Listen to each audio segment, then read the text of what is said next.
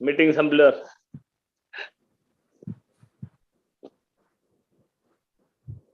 Live stream केलंय sir आता.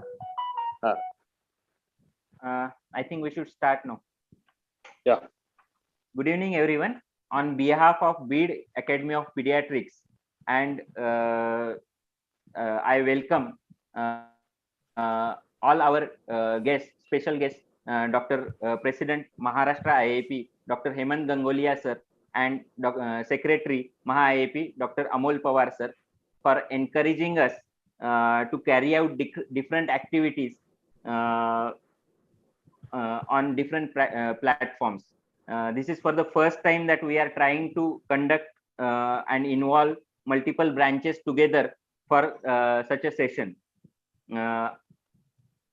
I welcome Dr. Jayant Shah sir, President Nandurbar branch, Dr. Jayashree Jadhav madam, President Sangamner branch, Dr. Abhay Patil, President Usmanabad branch. Also, I welcome my friends and secretaries of different branches. Dr. Makran from Makran, Secretary Usmanabad branch, Dr. Nishad, Secretary Nandurbar branch, and Dr. Amit, Secretary of Sangamner branch. I also welcome Dr. Pangrikar sir, President IMA BEAD, and who is always supporting our different activities because he is a president of IMA. I always have his support for different activities. I request Dr. Subhash Joshi sir to give introduction of the program.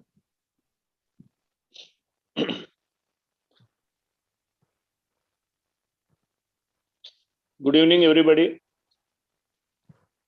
I must thank Dr. Sachin Jetlia, our enthusiastic secretary of our BEAD IAP branch, who is organizing many functions and many online workshops, webinars, and CMEs. And so this is our and today मागच्या वेळी जो प्रश्न निर्माण झाला होता की वेळेचा तो यावेळी होणार नाहीये. आपण झूमचं पण नवीन व्हर्जन विकत घेतलेलं आहे, पण आपली मीटिंग पुरेसा वेळ आपला मिळणार आहे. Second thing, our MahaAP President Hemant Gangolia and MahaAP Secretary Dr. Amol Pawar, या दोघांचंही मी खूप अभिनंदन करू इच्छितो की त्यांनी या सर्व कोविडच्या कालावधीनंतर जे एकूणच मागच्या पहिल्या वर्षभरामध्ये सर्व अशा संघटनात्मक कामं बंद होती, परंतु या दुसऱ्या वर्षामध्ये त्यांनी अगदी चांगला इनिशिएटिव्ह घेतलेला आहे आणि MahaAPची घोडदौड जोरात चालू आहे. त्यामुळं मी डॉक्टर अमोल पवार सेक्रेटरी आणि doctor Hemant Gangolia president MahaAP यांचंही या ठिकाणी अभिनंदन करू इच्छितो. या आजच्या या वेबिनारसाठी उपस्थित असणारे speakers doctor Madhavi Shelke madam, doctor Veldode madam आणि सुधीर भाले सर यांची मी या ठिकाणी स्वागत करतो. आणि हा अतिशय चांगला टॉपिक आजच्या या CMA साठी निवडला आहे, आजच्या वेबिनार साठी निवडला आहे, म्हणून सर्वांचं अभिनंदन करतो. नंदुरबार, उस्मानाबाद, संगमनेर या तिन्ही ब्रांचचे प्रेसिडेंट आणि सेक्रेटरी आणि उपस्थित असणारे सर्व आजच्या या कार्यक्रमाचे श्रोते त्या सर्वांचं मी स्वागत करू इच्छितो. Since last 2 years we all are fighting with COVID-19 and it has started in January 20 and in January 22 also we were fighting with COVID-19. Due to this lockdown and schools were closed and then slowly online schooling was started. Work from home has started from initial stages, but online schools were also started. And unfortunately आपण मुलांना सांगत होतो की मोबाईलचा वापर कमी झाला पाहिजे, परंतु दुर्दैवानं मोबाईलवर शाळा सुरू झाली आणि पालकांचाही नाईलाज झाला आणि मुलांना मोबाईल द्यावे लागले आणि त्या मोबाईलच्या वापराचा परिणाम म्हणून, अतिवापराचा परिणाम म्हणून ऑटिझम मध्ये पण वाढ होताना दिसते. ऑटिझम ज्याला आपण स्वमग्नता असं म्हणतो, परंतु मी म्हणजे अनेक ठिकाणी आपण ऐकले आणि खरी गोष्ट आहे की ऑटिझम मध्ये स्वमग्नतापेक्षा ती वस्तुमग्नता आहे. This disease a very complicated disease and it can't be recognized easily. Parents are also not able to recognize that our child is abnormal and there is something wrong. They think that our child is playing, his concentration is increasing, but that is not the true thing, and the child is having autism. Many times, pediatricians also are unable to diagnose this disease earlier. So, it is very important to create awareness about autism in all pediatricians and also in general public, so that it is diagnosed earlier, because it is not having any medical treatment. And means Bhale sir will tell us that how that is the what treatment can be done in this illness. But it is very difficult to cope up with this illness. So we must we must diagnose it earlier. Second thing, COVID has many adverse effects in last 2 years, but it has done many good things also. For example, there is decrease in a pollution. There is decrease in many expenses on many unnecessary functions and many things. As well as uh, our online CMEs, online webinars are increased, and it is very good thing that we can have any speaker from any place in India or abroad also, and he can join with us, and we can learn from any dignities from any places. That is a very good thing which has been done by this COVID. And another thing, we must thank this T cell immunity, which has protected our children, and so we are happy. Otherwise, मागच्या 2 वर्षामध्ये आपण पाहिलं असेल की अनेक फिजिशियन्सचा सुद्धा death या सर्व कोविडमध्ये झाला ट्रीट करता करता. परंतु लहान मुलांमध्ये असलेली टी सेल इम्युनिटी, त्यामुळे आपण लकी आहोत आणि लहान मुलांमध्ये हा कोविड वाढला नाही. या सर्व इंट्रोडक्शनसह मी ही सर्व सूत्र पुन्हा सेक्रेटरी डॉक्टर सचिन जेटली यांकडे देतो, आणि आपण पुढच्या तासाभरामध्ये शेळके मॅडम, वेलदोडे मॅडम आणि भाले सर यांच्याकडून ऑटिझम बद्दल चांगल्या प्रकारची माहिती घेऊ, आणि ऑटिझमचं डायग्नोसिस आणि त्याचं आउटकम चांगलं येणं हे पुढच्या काळामध्ये वाढेल अशी अपेक्षा व्यक्त करतो. धन्यवाद. Thank you sir. बोलण्याच्या ओघामध्ये मी शेळके मॅडम, प्रतिमा मॅडम आणि सुधीर सरांचं वेलकम करायचं विसरलो होतो. I welcome Madhavi madam, Pratima madam आणि सुधीर सर. ऍक्च्युली एका मेसेजवरतीच मी आज पहिल्यांदाच मॅडमला बोललो मॅडम जॉईन व्हा म्हणून, नाही तर आतापर्यंत आम्ही मेसेजवरतीच मॅडमशी कम्युनिकेशन केलं आणि मॅडमनी पूर्ण प्रोग्राम प्लॅन केला, आणि it is a very good, एकदम शॉर्ट आपण 15 मिनिट्सचे 3 सेशन मध्ये आपण एक छानसं सगळ्यांना इंट्रोडक्शन देणार आहोत की बेसिकली आपण काय करायचं आहे ऍज अ जनरल पीडियाट्रिशियन, आपण काय करणार आहोत.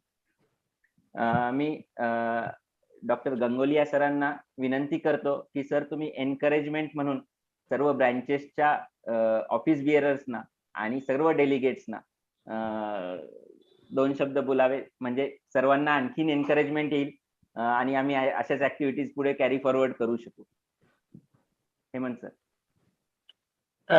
Thank you, Dr. Sachin. Good evening. Namaskar to all the faculties, Dr. Madhvi, Dr. Pratima, Mr. Sudhir, as well as the office bearers of all 4 branches, Bid, Nandurbar, Osmanabad and Sangamner, as well as my dear friend Dr. Anurag Pangrikar and my friend Secretary General Dr. Amul Pawar. I'm really, and all the attendees of this webinar, I'm really amazed to see their enthusiasm and to bring all 4 branches together. I always believe teamwork is the key to the success. आणि मला असं वाटतं की प्रत्येक जणांनी जर team work म्हणून काम केलं तर कुठली ऍक्टिव्हिटी छान होते, आणि त्याच्यामुळे मला खूपच आनंद होतोय की तुम्ही 4 ब्रांचेस म्हणून ही ऍक्टिव्हिटी करतायत. आणि really I congratulate, hearty congratulations to presidents Dr.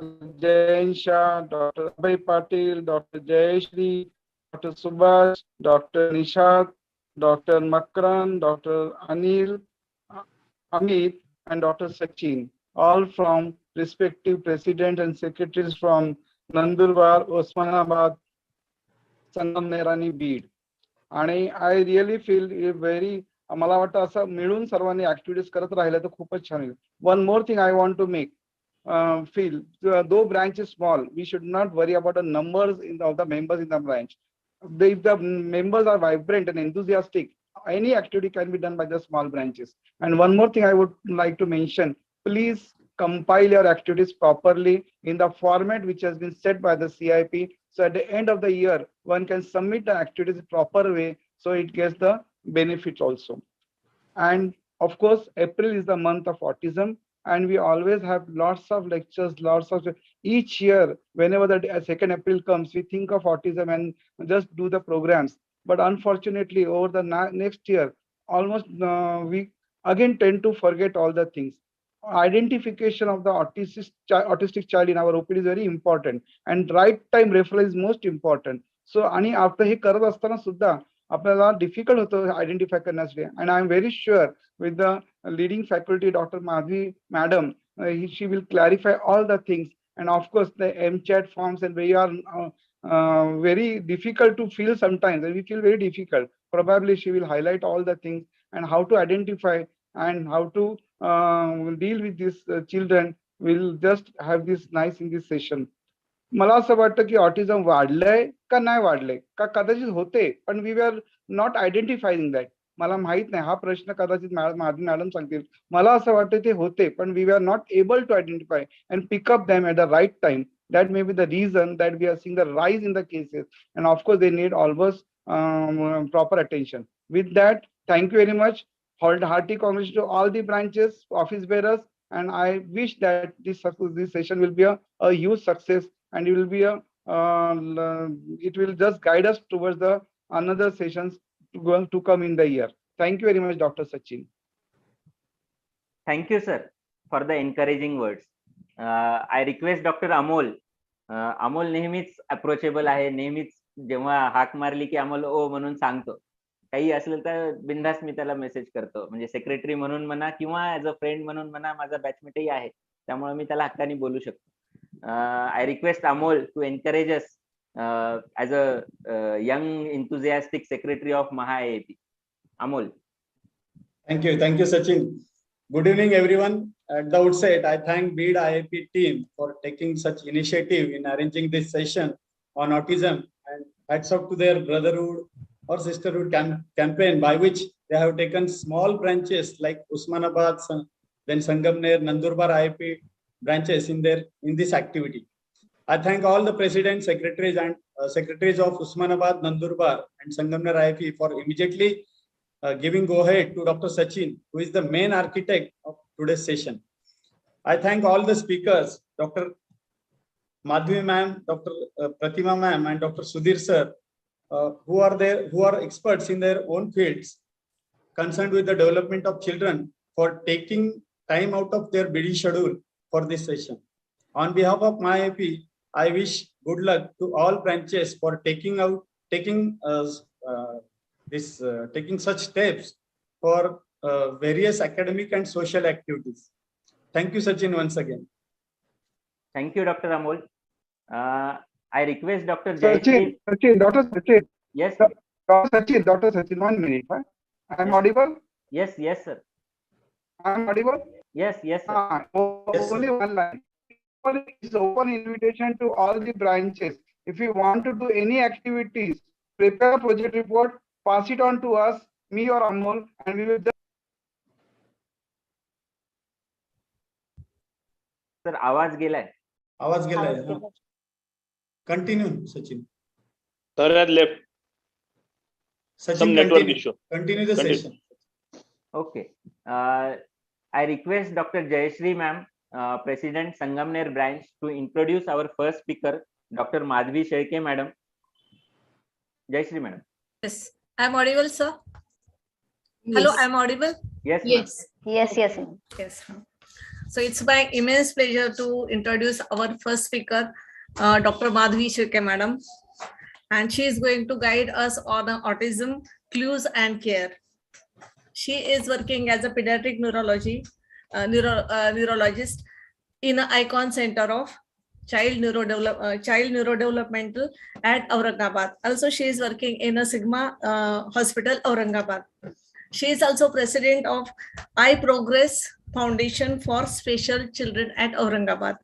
She is also worked as an associate professor at GMC Aurangabad, and she is a national trainer for epilepsy module, Cradle to Crayon. She was also faculty in the various national and state level conference. Madam, kindly start your lecture and guide us on autism, how to diagnose and how to take care. I think it will be a very good feast for all of us. Thank you. Thank you so much, Yashri ma'am.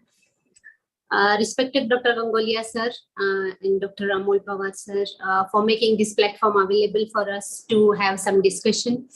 And I'm immensely thankful to the BEAD branch, Sangamner branch, Osmanabad branch, and Nandurbar branch for being there and sharing this platform for the discussion. I hope as a team we will be able to explain what we do with autistic kids and how we diagnose them and deal with the family problems as well as for the therapies in these children. I'll share my screen now. Yes, ma'am. Yeah.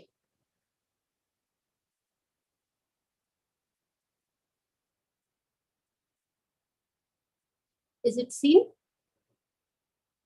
Yes, Is my screen visible? Yes. Yes, yes. Yes. Yes. So today I'll be speaking a little bit about what is autism. How do we get the clinical clues for diagnosis in the busy OPD practice? Because there I understand it's very difficult to go through any screening test when you have 50 patients waiting outside in the OPD. But whenever we have a doubt, how can we investigate these children? And finally, which type of care should be provided to the children to cope up with the autistic features? I'm thankful for the all parents for the videos and I've taken the permission for the same.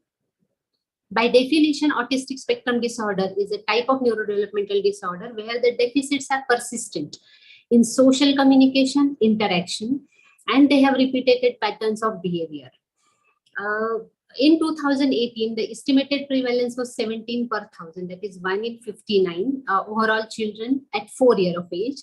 When the prevalence was taken at 8-year-old children, then it was comparatively less because the intellectual disabilities are gone by that age into the intellectual disability group.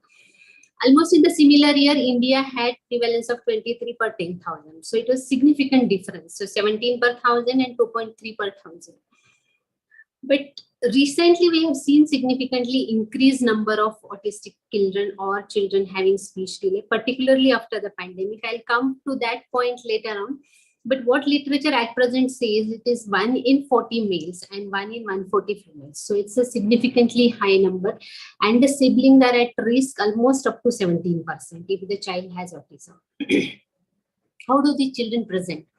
The presentations are mainly in the 3 categories.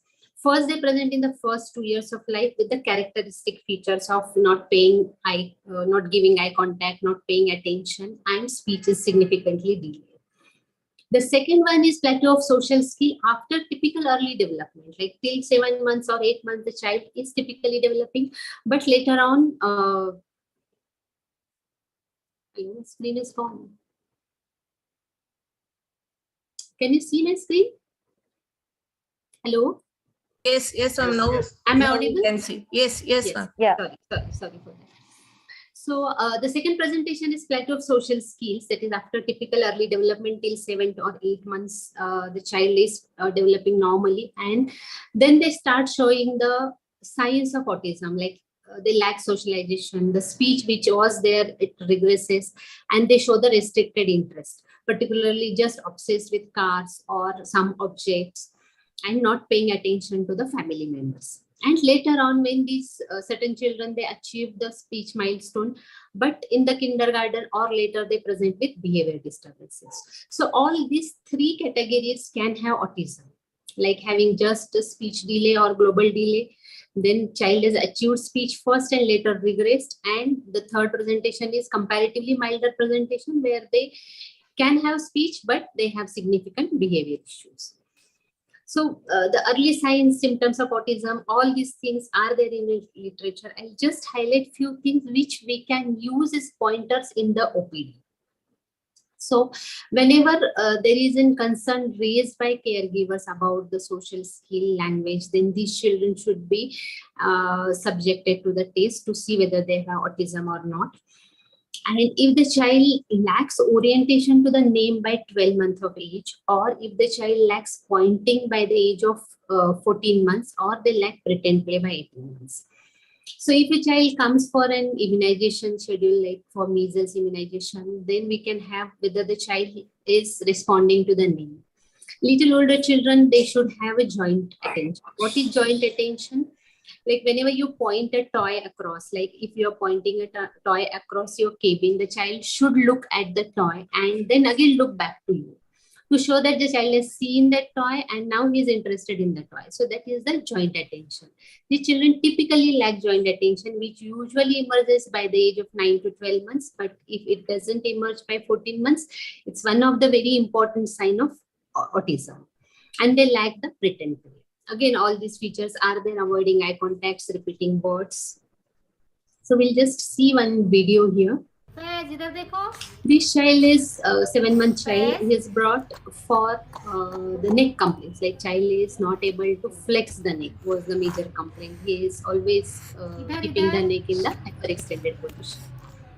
So if you can see, the child is able to see, but he is not focusing on the face. I'm trying to make the child to focus on my face. Child is looking everywhere else, but not to my face. So if you can see the toy, he's nicely tracking the toy. So it's not a visual problem. He's able to see it well, but child is not focusing on my face. And I tried to fix his neck and his visual attention was lacking. And we can notice there are some stereotyping, like continuous movement of the neck, rolling movement of the neck. So this is one of the very early sign of autism, where they do not want to focus on the face of person. So the child can see, the child is interested, child can hear. And usually these autistic cases are comparatively moderate to severe type of cases where we have the pathological etiology. Again, the similar presentation. This child is around 6 to 7 months of age, aim for not holding neck. But once when we examine the child, we notice that there is hardly any eye contact. Child is not interacting. Mother is trying to call the name, child is not interacting. But otherwise, playful child, head size is normal, so no other CNS deficits. So again, one more pointer towards the autism. Then the second category of presentation is impairment in the social communication and interaction. So they lack, or there is delay or regression in the spoken language. And whenever the language is there, it is usually with echolalia, that they just repeat the question asked or repeat the sentences what they hear. And the incorrect use of language is there. Then as they grow, there will be limited use of language. So she is the girl, 14-month-old. And you can see there is an intent eye contact. The child is giving eye contact, but there is no response. The face is almost expressionless. And whenever you try to give some toy, there is hardly any interest in the toy. Child it's more like a stereotypy. Let's repeating the same movement with the hands. Yeah, but eye contact is there. So it's not only eye contact, but how the child communicates. Then these children are comparatively, there is typically, they use other person's hand to point the thing they want. This behavior is typically seen with autistic children, even though that particular thing is very nearby, it's just lying on the table or in front of the child will use mother's hand or the caretaker's hand and point to that object rather than pointing by himself. Here the mother is trying to make him press that toy, so there will be a song will be played. The child likes to play with that toy, but he is not using his index finger to press the particular button. इथून इथून इथून कर कर चल परत करा परत परत परत करा परत करा इकडे इथे इथे इथे इथे So mother is trying to tell him that he has to press that button. मी करू What he has done is he has lifted mother's hand and put on the toy. So that is hand on pointing. So child is not using his own hand to point the things. So most of the time, whenever there is a speech delay, the major concern is whether the child is able to hear or not. We can go ahead and do beta testing.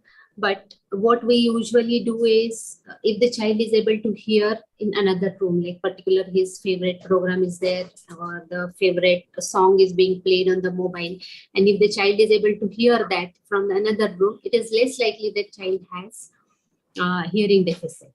But a child with hearing deficit will always have a good social contact, and his intention will be there to communicate. He would like to communicate.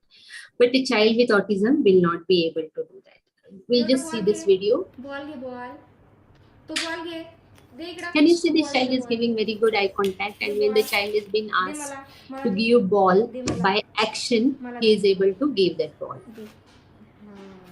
Look at that. The child is looking at mother. He is smiling. He wants to play with the toy. And whenever the action is being done, he is giving the ball to the child. So this child had sensory neural deafness, but there is no problem with the communication. Child is able to do the non-verbal communication. So this is the main difference between the autistic child and a child with hearing deficit.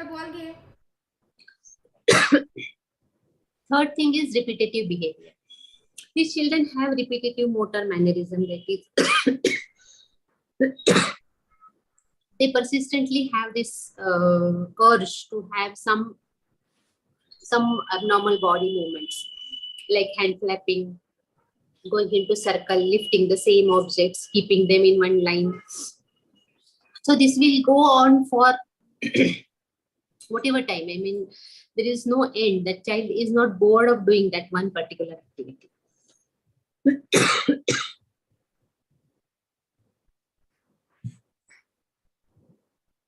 And their ages change. So they do not want anything to be changed in their rooms or in the house or his routine.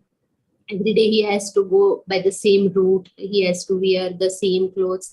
So changing the routine is also very stressful to these children.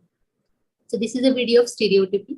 This boy is intellectually disabled with autism. So we can see the stereotypy. It's continuously. Almost most of his days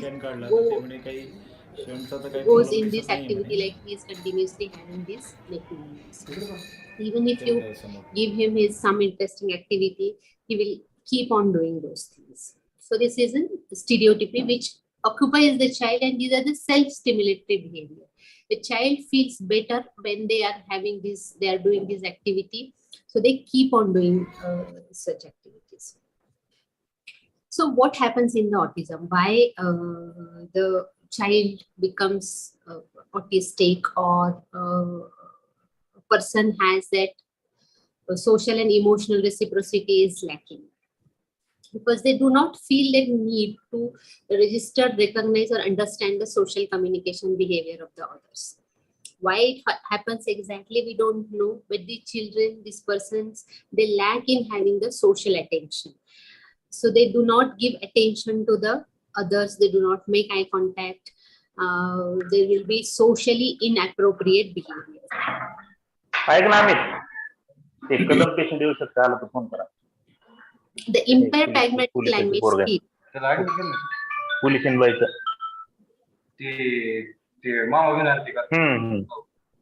तिकाला दोरच की ती बाई म्हणलेली phone उचलत नाही.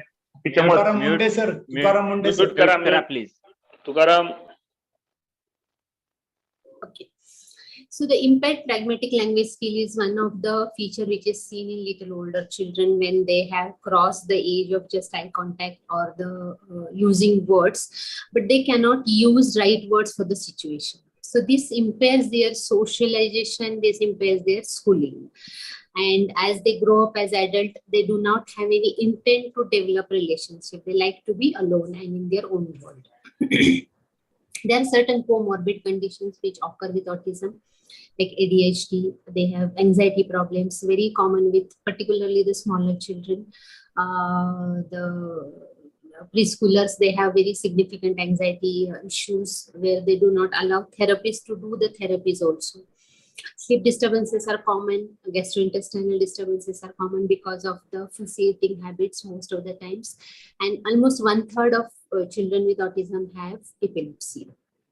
And the epilepsy has negative effect on autism, particularly the epileptic encephalopathies, they do have significant autistic features as a part of the clinical syndrome. So we know what is autism, like it's just a constellation of certain symptoms.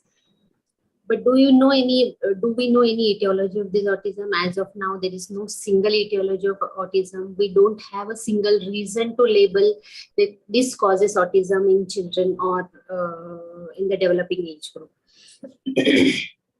There are many studies, but one of the studies which showed that these children, they lack the brains by doing the functional MRIs. They display reduced sensitivity to biological motion. This function is usually in the superior temporal sulcus. So these children, as we have seen in that video, the child is able to focus on the objects, but the child does not notice the biological motion, particularly the human motions or the human faces. The face perception is also has reduced sensitivity. They do not want any social reward or emotional experiences, do not contribute to the development. So these children are not socially driven children. So they lack the incentive from the community. They don't want to focus on the face. So it makes them to be in their own world where they have their own motor stereotypies for self-stimulation and certain needs which are fulfilled by the community. Then there is it was big, this thing, the autism is caused by genetic factors but till date, in spite of having number of whole exome sequencing being done in these children in almost all the countries in the world, we have not come to one conclusion that this gene causes autism. So again, everything is going towards the epigenetic phenomena, whether there is something environmental which is causing the autistic spectrum disorders. So this is one theory, but those genes which are there, they have certain disorders like Rett syndrome, Joubert syndrome, Fragile X Downs, but not one gene which has autism as a positive factor. So these are many, the list is increasing, but it just means that we don't have a single genetic cause for autism. So how do we diagnose? Once we have the clinical presentation, which gives us some pointer that this could be autism or the child has some delays, this is the simplest test, DSM-5, which we can use to have just have doing the tick marks and see whether the child fulfill all these criteria. There is lack of social communication, whether there is repetitive behavior. If these two things are present, then we just have to decide whether these symptoms are impairing the function, whether this is causing impairment in his learning. And this should present in the early developmental period. Initially, it used to be 30 months, but now it's just initial early developmental period. And they are not better explained by intellectual disability, because almost all the intellectual disabled children have speech delay as the part of the global developmental delay. So these are the screening tools which are available for autism if we want to have them in the clinic. But it takes time, almost at least a 10-minute time is to be needed to have this to be filled by parents, or you can do the tick marks and then see. But having the clinical cues and suspicion of autism is much more important than going by just going and giving attention to the screening tools. These are certain tests which are used afterwards once we have the suspicion whether the child has autism or not. Out of this, the childhood autistic rating scale is used commonly, and the Vinland adaptive behavior scale is used. The other tests are mainly for the research purposes, where it takes almost 2 hours to 3 hours to conduct these tests. So these are not used routinely, but CARS, that is Autism, Childhood Autism Rating Scale, and WAPS, Vinland Adaptive Behavior Scale, is used to get the child's ability and autism scores. And the autism is nowadays divided into level 1, 2, 3 for speech delay, for restrictive behavior, so that their plan is according to the level, whether they need just a support or substantial supports or a significant support when the child falls into level 3 of autism. So what can we do once we have the child with autism? So they can have behavioral education intervention, psychopharmacological intervention, and there are complementary and alternative therapies. So in the behavior, we'll see Bhale sir is there, who is ABA trained. So he'll tell us about what is an applied behavior analysis and how this can be applied to the children with autism. Then structured teaching, when the children move to the preschool and the school, then they need a structured teaching program. And later on, they have the development or relationship-based programs where the main focus is having making the children to be a part of social activity and community. So whether any medicines are used in the children, so atypical antipsychotic agents are most commonly used. Rather, it is only one FDA-approved drug for the comorbidities and associated symptoms of autistic spectrum disorder. It helps in aggression, hyperactivity, repetitive behavior, and sleep. Because these four things are very common with the children, because they are not able to express, so most of the time they are aggressive, and the repetitive behavior impairs the therapy.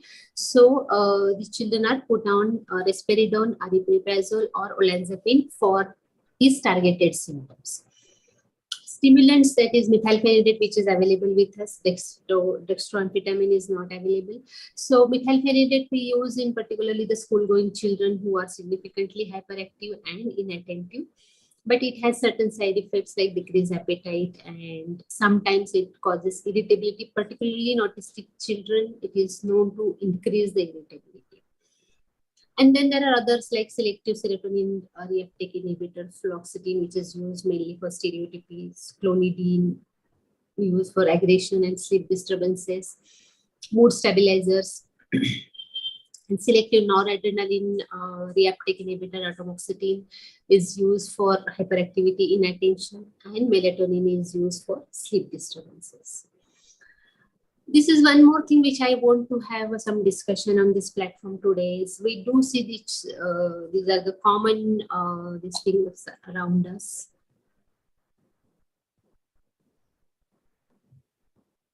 So on the playground, at home, in the bedroom, while teaching, what we see nowadays is the children are constantly in front of screen. Dr. Joshi sir has mentioned in his initial introduction about this thing that during pandemic, children are exposed more towards the screen. And after the pandemic, suddenly we are seeing a significant surge in the cases of speech delay, particularly those children who were around a year old when we entered in the pandemic, and now the children are almost 3-year-old. They are presenting with significant lack in the communication. And there is literature before also, which if we see the autism trend, in 1990 in the Western world, it was being reported significantly when India had very less. Even when I said the 2017-18 study, we just had 2.3 per 1,000. But looking at the current scenario, I think it's significantly increased, though we don't have the exact prevalence of this thing. And as the screen usage is increased in the community, I think the autistic features, particularly in children, are increased, and that could be one of the cause. I mean, it will be very premature to say without having much support. But this could be a cause because just we have seen pre-COVID and post-COVID, I can't say post-COVID as it, but after the initial few months of being in the COVID and getting exposed to the screen, we are seeing more of speech delays in children. So there are certain studies. This study is published somewhere, I think 2018 study. The children who spent viewing more than 3 hours per day had language delay, short attention span. And if it is more than 3 hours, then they have the autistic features. The main thing here is almost 66% of these children had no parent-child interaction during that exposure. So child was left alone with the screen. So that was one point which is very important. The children who are left alone with the screen are more prone to get addicted to the screen and having the speech delay and short attention span. Very recent study in February 21 in Frontiers of Psychiatry has said the screen time of children with autism was much longer. That is, it is almost 3.5 hours as compared to just 0.9, that is 40 to 50 minutes in typical developing children. And it is positively correlated with the CAR score. So there is a growing evidence body that the early exposure to the screen is some link with the autism symptom, because having so many tests, whole exome sequencing, we couldn't pinpoint towards it. So it could be epigenetic and the environmental causes. They play important part. So whether this is causing autism, we can't say, but this is one of the important contributing factor nowadays, which can lead to the children with those who are probably having some traits, and now it is becoming full-blown autism. So once we stop the screen, whether this improves. So recently one study is published which said it takes almost 2 years time to have the children to have a baseline speech milestone, provided they have normal intelligence. So it takes long time, even though the screen is seen for 3 to 6 months, it takes long time. So what happens to the children who have autism later on? As the children, once they stop seeing pediatrician, most of them, parents do not go to any other health care, and they become adult if they are at the borderline situation. But most of that is half of the young adults with autism, they remain unemployed. They cannot adjust in the society. So 50% is significant number. Nearly half of 25-year-old autism never had a paying job. So they are dependent part of the community, and the job activities that encourage independence, reduce the autism symptom, and they increase their daily living skills. So if we can start early, I think the burden will be much less. If you ask me only one thing, what is autism? I think it is lack of intent to communicate. So whenever we see any child who is not interested in communication, whether the child is speaking or whether the child is not speaking, but if he is not having any intent to communicate, and if that is impairing his functional abilities, like if the child is not able to mix in the community, mix in the school, or is not having the appropriate social behaviors, I think that should be considered as one important red flag of autism, and the children should be screened or subjected to the test to see whether they are having autism. So early intervention is known to improve the learning, communication, and social skill of underlying brain development. The similar principle applies to almost all the neurodevelopmental disorders. The same here with autism. Applied behavioral analysis and other therapies which are based on the principle of behavioral interventions are more useful in the children rather than other the therapies, like just giving only speech therapy. And the social logistic burden is very huge. So the social support helps the children and families to cope up with the similar disorder. Here at I Progress Foundation, an NGO is there which helps the children to have multiple therapies under one roof, which we try to give them minimum cost so that they can do it for longer period. Now I request my other colleagues, Dr. Pratima, to explain the further testing in the children, and Bhalesa to give us an idea about what is applied behavior analysis. I thank you all for your patient hearing. If there are any questions, I think we'll discuss soon. Thank you.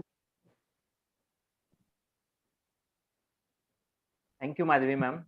It was a wonderful session, which covered almost all the things, including the clues to the diagnosis, the medications, the tests, and what care we should take, and the prognosis also. I think we will take questions in the end, because it will help every one of us, because we will have tests also, because Dr. Pratima will be discussing the tests and behavioral issues about the autism, and then Bhale sir will be discussing about the therapies. So everything we will cover in question answer session we will be taking in the last. I request President Usmanabad, Dr. Abhay Patil sir, to introduce our second speaker, Dr. Pratima Veldode. Abhay sir. Makrand, Abhay sir आहेत का? Hello.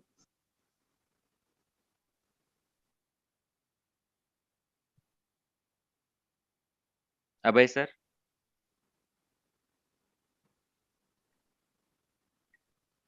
बहुतेक नाहीयेत ते. Makrand.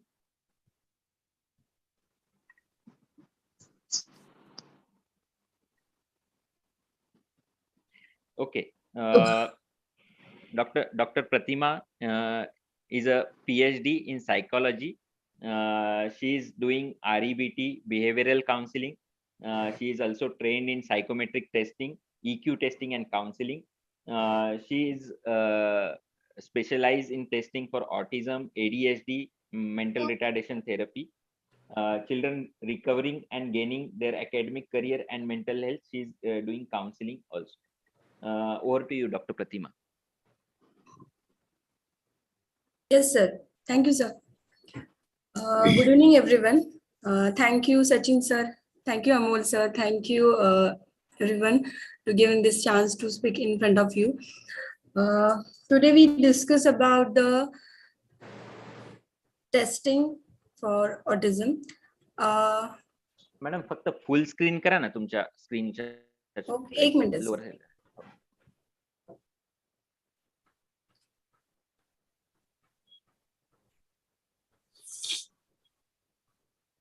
Done, sir? Not. No. Slide show. Slide show मध्ये.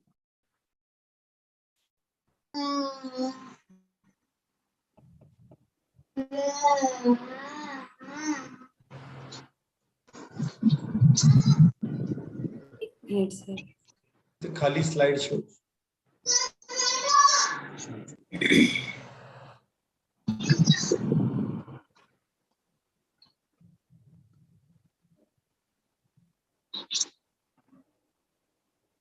Done, sir? Full screen झालंय आता? नाही प्रतिमा. I think it's okay. मध्ये जाऊन कर ना. एक मिनिट.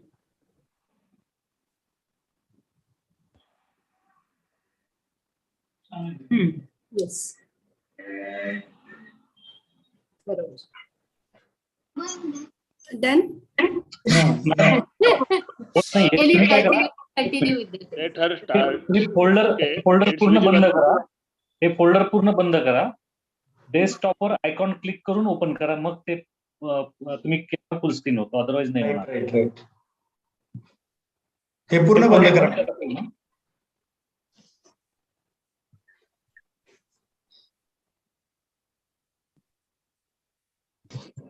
मॅडम हे प्रेझेंटेशन बंद करा आधी तुम्ही.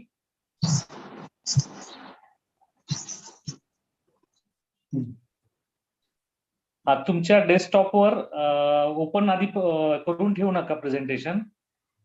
डेस्कटॉपची नॉर्मल स्क्रीन राहू द्या, मग स्लाइड शेअर केल्यावर तिथून ओपन करा, मग ते फुल स्क्रीन होईल.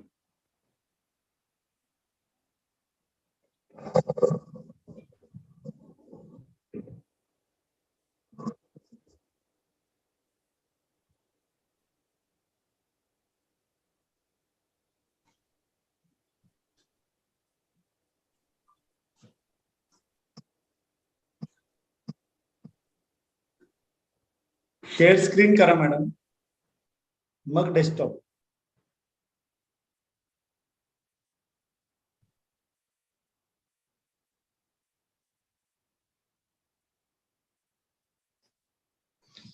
हो सर.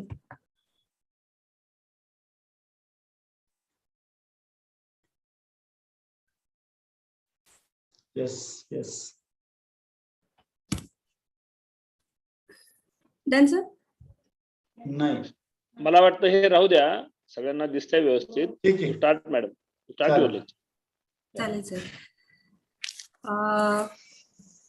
सर आपण आज इथे सगळे डिस्कस करणार आहोत टेस्टिंग टेस्टिंग ऑटिझमसाठी ज्या टेस्ट लागतात त्याच्याच बाबतीत मॅमने आपल्याला बऱ्यापैकी ऑटिझमच्या ज्या डायग्नोसिससाठी ज्या टेस्ट हव्या आहेत किंवा आपण जे सिम्पटम्स बघतो मुलांमध्ये याबद्दल आपण आत्ताच माधवी मॅमकडनं बऱ्यापैकी चर्चा केलेली ऐकलेलं आहे.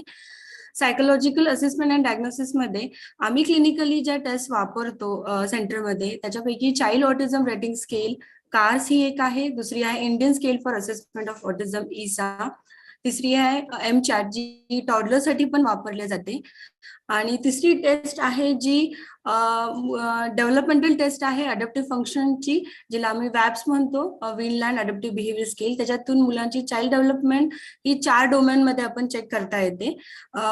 त्यानंतर थेरपेटिकल आपल्याला याच्यातनं प्लॅन त्या मुलांसाठी ऑटिझमच्या मुलांसाठी किंवा इतरही जे डायग्नोसिस होतात त्या मुलांसाठी आपल्याला थेरपी प्लॅन या टेस्टमधनं करता येते.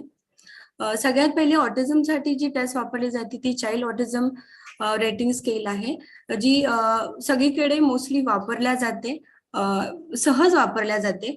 परंतु ही टेस्ट वापरताना आपण हे जे 15 आयटम्स आहेत ते चेक करतो आणि हे चेक करताना जे कोणी चेक करतात ही टेस्ट करतात ते 10 ते 15 मिनिटांमध्ये ही टेस्ट करून आपण त्याला एक लेबल करतो त्या मुलाला किंवा एक रेटिंग स्कोरिंग देतो.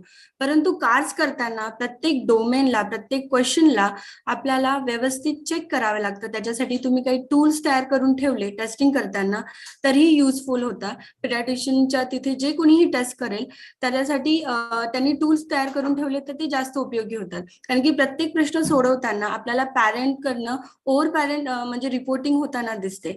परंतु सायकोलॉजिस्टने किंवा जी कोणीही कास्ट टेस्ट करत असेल त्यांनी ऑब्झर्वेशन टेस्ट ऑब्झर्वेशन करणं हे खूप गरजेचं आहे. कारण की जसं रिलेशन टू पीपल म्हणजे आय कॉन्टॅक्ट मुलं देत आहेत की नाही देत. मोस्टली पॅरेंट आपल्याला टेस्टिंग करताना असं म्हणतात की हो आम्ही आवाज दिला की मुलं बघतात, आय कॉन्टॅक्ट देतात, रिस्पॉन्स टू नेम कॉल त्यांचा आहे. परंतु आपण जर त्या मुलांना आपल्या सेंटरमध्ये किंवा क्लिनिकमध्ये आपण त्यांना जर ह्या क्वेश्चनवर आपण स्वतः सायकोलॉजिस्टनी जर त्यांना क्वेश्चन विचारला त्याच्या नावाने त्याला रुद्र इकडे बघ, रुद्र इकडे ये, काही आवाज देऊन त्यांना बोलवण्याचा प्रयत्न केला तर हा प्रश्न नीट आपण मार्किंग करू शकतो. 2.5, 3.5, 3 असं जेव्हा आपण मार्किंग करतो आपण सहज 3 त्यांनी रिस्पॉन्स नाही दिला तर सहज 3 मार्किंग देऊन आपण त्याला लेबल करू शकतो. परंतु आपण टेस्टिंग करताना ह्या सगळ्या छोट्या छोट्या गोष्टींचं ऑब्झर्वेशनचं आपल्याला केअर करावी लागते जेणेकरून स्कोरिंग करताना ऑटिझमची स्कोर करताना जसं तो स्पीच डिले आहे किंवा वेगळ्या काही डायग्नोसिसकडे तो चाललेला आहे हे सगळं लक्षात घेऊन आपल्याला ह्या स्कोरिंगकडे बघावं लागतं. Imitation, emotion response, body uses, object uses या सगळ्या छोट्या छोट्या ज्या गोष्टी आहेत ते करताना आपल्याला मुलांच्या प्रत्येक रिस्पॉन्सला आपल्याला बघावं लागतं आणि मगच स्कोर करावं लागतं. बॉडी युजेस जसं तो टॅप करतोय किंवा टोवर वॉक करतो आहे तो समटाइम्स ही वॉक तर आपण त्याला 1.5 मार्किंग करतो. परंतु तो सतत टोवर वॉकिंग करत असेल तर आपण त्याला 3 किंवा 3.5 ही मार्किंग देतो. हे करत असताना पॅरेंट्स आपल्याला मोस्टली समटाइम्स हेच आन्सर करतात. कोणताही क्वेश्चन विचारला तर मोस्टली समटाइम्स करतो, कधीतरी करतो. परंतु टेस्ट ऑब्झर्वेशन सायकोलॉजिकल टेस्टिंग करताना टेस्ट ऑब्झर्वेशन हे खूप गरजेचं आहे. कारचा स्कोरिंग करताना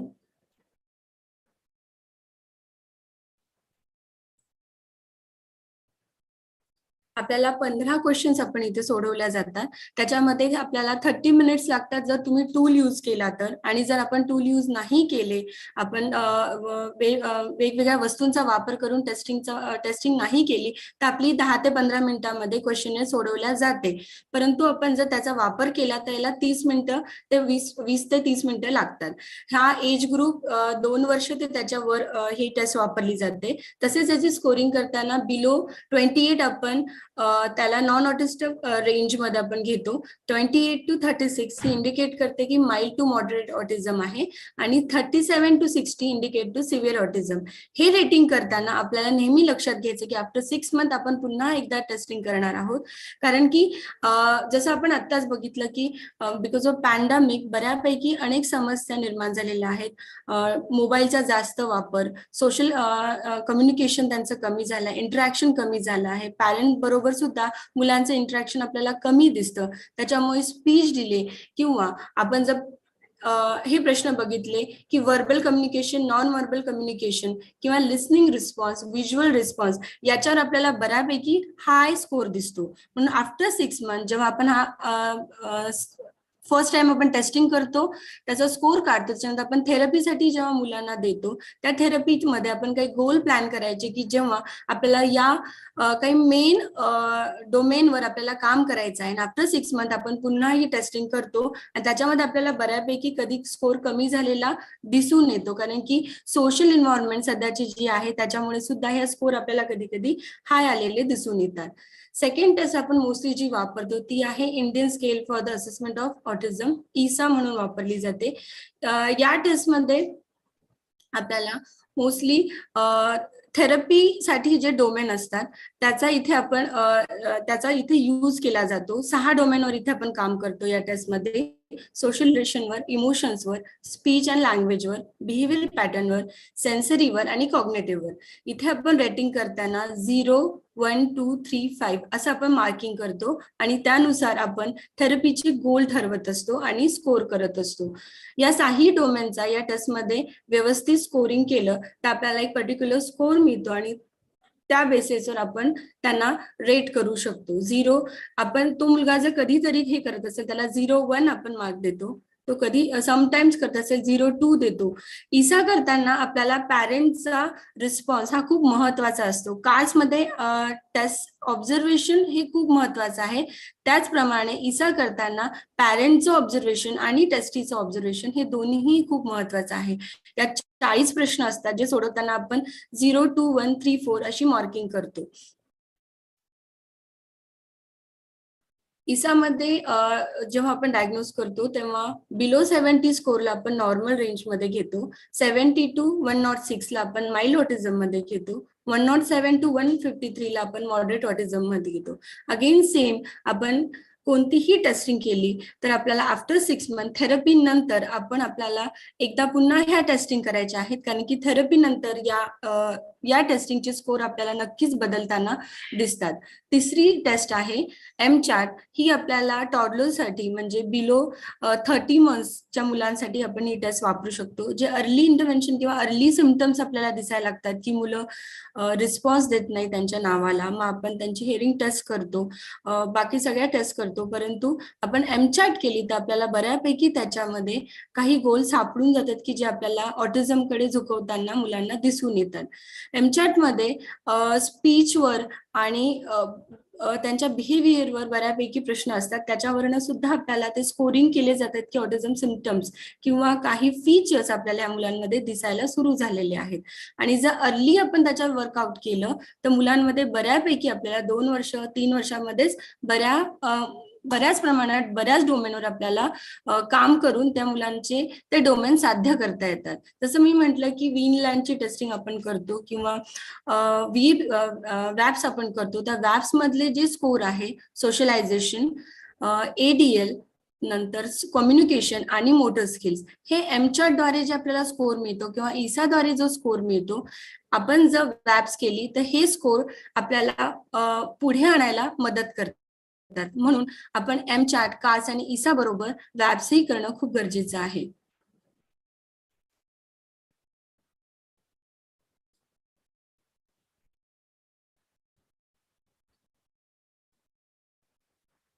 जसं माधवी मॅमनी आत्ताच बऱ्याच बिहेवियर इश्यूजवर आता डिस्कस केलं आहे की मुलं आय कॉन्टॅक्ट देत नाही. जेव्हा आम्ही ओपीडीत मुलं बघतो तेव्हा खूप मुलं अशी असतात की ते त्यांच्या जगामध्ये असतात. त्यांना आपण म्हणून स्वमग्न असं म्हणतो.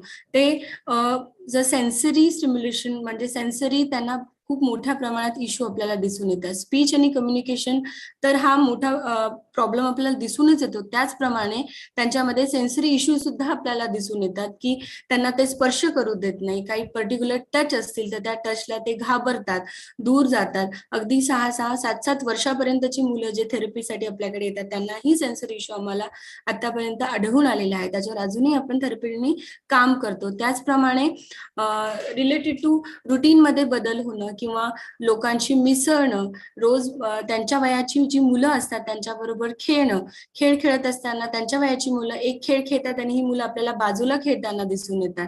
पर्टिक्युलर गोष्टीला एका वेगळ्या अँगल मधनं बघणं, प्रत्येक खेळणी खेळताना तिला वेगळ्या पद्धतीने खेळणं, थ्रोईंग करणं, माउदिंग करणं, ह्या गोष्टी आपल्याला अगदी 3 ते 4 वर्षापर्यंत ह्या ऑटिझमच्या मुलांमध्ये दिसून येतात. ह्या सगळ्या गोष्टींना कव्हर करायचं असेल तर आपल्याला थेरपीची मदत घेणं खूप गरजेची असते. स्कोर जेव्हा आपण डिटेक्ट करतो, मी हेच म्हणणार की आपण पुन्हा 6 महिन्यांनी 12 महिन्यांनी आपण ह्या टेस्टिंग रिपीट केल्या तर आपल्याला स्कोरमध्ये उतार चढाव नक्कीच दिसून येतो. आणि थेरपीचे जे पॉइंट असतात, भाले सर आपल्याला सांगतीलच की थेरपेटिकल कोणत्या गोष्टी आपण वापरल्या तर ह्या गोष्टी कमी होतात. म्हणून सायकोलॉजिकल टेस्टिंग करताना आपल्याला टेस्ट ऑब्झर्वेशन हे खूप महत्वाचं आहे. फक्त टिक करून क्वेश्चन सोडून देणं आपल्याला इथे जमत नाही, तर आपल्याला प्रत्येक क्वेश्चन ऑब्झर्व करताना काही टूल्स वापरायचे आहेत आणि टेस्ट जो सायकोलॉजिस्ट आहे किंवा जो ही टेस्ट करत आहे त्याने त्या प्रत्येक प्रश्नाचा स्वतः अर्थ समजून तो प्रश्न मुलावर अप्लाय होतोय की नाही होत याचं ऑब्झर्वेशन करणं खूप गरजेचं आहे. मी आता भाले सरांना अप्रोच करेल की त्यांनी थेरपी थ्रू आपल्या ह्या टेस्टचा जो स्कोर येतो तो कमी किंवा जास्त किंवा थेरपीसाठी याची कशी मदत होते या स्कोरवरनं याबद्दल आम्हाला माहिती सांगावी.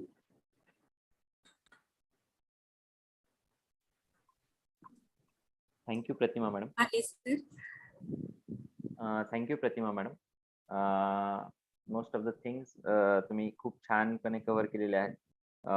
प्रत्येक स्कोर्स जे आहेत जसं की ईसा आहे, कार स्कोरिंग आहे आणि एमचॅट आहे मेनली, आणि हे कधी वापरावे, प्रत्येक याच्यामध्ये कुठल्या गोष्टी कव्हर होतात, किती पॉइंट्स असतात, टूल्स वापरायचे की सब्जेक्टिव्ह स्कोरिंग करायचं, या गोष्टी इम्पॉर्टंट आहेत कारण डायग्नोसिस तुम्ही त्यावरून देत आहात.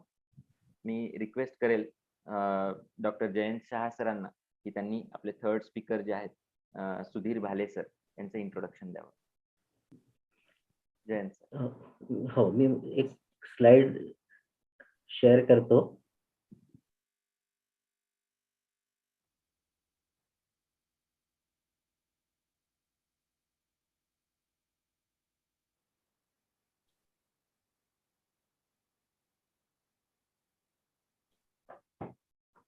Dr. Sudhir Bhale, sir, is autism. He works in Autism Child Guidance Center, and today he will be speaking about adaptive behavioral therapies. He is MPhil in Medical Sociology, MSW, BW, B.Ed in SCMR, and Diploma in Vocational Training and Rehabilitation of Intellectual Disability. He is head of the unit in Skill Training Unit, Autism Therapist, and he is presently doing PhD in Autism Therapy. So we will be fortunate to listen to his experience and how the treatments are being done in the center. Thank you very much.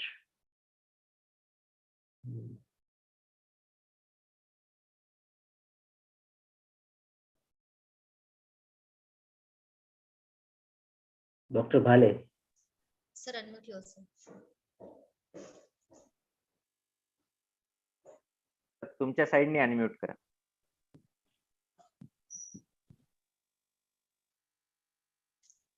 Sir, unmute yourself. Bhale sir, unmute करा.